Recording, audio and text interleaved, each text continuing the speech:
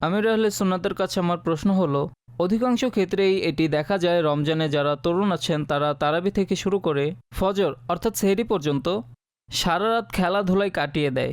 এভাবে রমজানের রাতসমূহে খেলাধুলা করা কেমন? রমজানুল মোবারক খেলার জন্য নিঃসন্দেহে আসেনি, সওয়াবের কাজ করার জন্য এসেছে। এই মাসে নফলের সওয়াব ফরজের সমান, ফরজের সওয়াব 70 গুণ। এর আরও অনেক ফজিলত আছে, সেগুলো পাওয়ার জন্য মানুষ প্রচেষ্টা করবে না খেলাধুলার জন্য।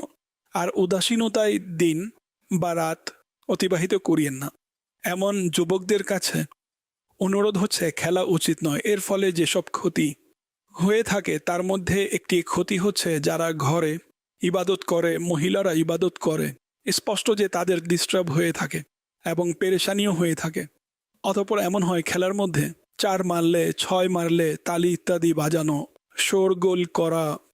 অসুস্থ ব্যক্তিরা, বয়স্করা ঘুমের ওষুধ খেয়েও সহজে ঘুম আসে না। যখন এমন লোকদের কানে শোরগোলের আওয়াজ যায় তখন কেমন লাগে। দুধ পানকারী শিশু খুব কষ্টে যার চোখ লেগেছে, আপনি 6 মারলেন আর শোরগোল হলো, বেচারার চোখ খুলে গেল। এখন সে নিজে ঘুমাবে না না কাউকে ঘুমাতে দিবে? শোরগোল করতে থাকবে। এতে অনেকগুলো সমস্যা আছে, এরকম করা উচিত নয়।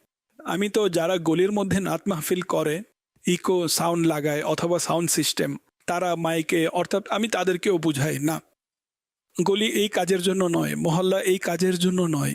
নাত মাহফিল করলে নিজের ঘরে করুন, অথবা মসজিদে করুন, অথবা মাঠে চলে যান যেখানে কোনো ঘর নেই এবং কোনো ব্যক্তির কষ্ট হবে না। যাই হোক, আমাদের ধর্ম হচ্ছে ইসলাম, শান্তির বার্তা প্রদানকারী ধর্ম। এতে কোনো মানুষকে কষ্ট দেয়া যাবে না, লোকদেরকে কষ্ট দেওয়া উচিত নয়।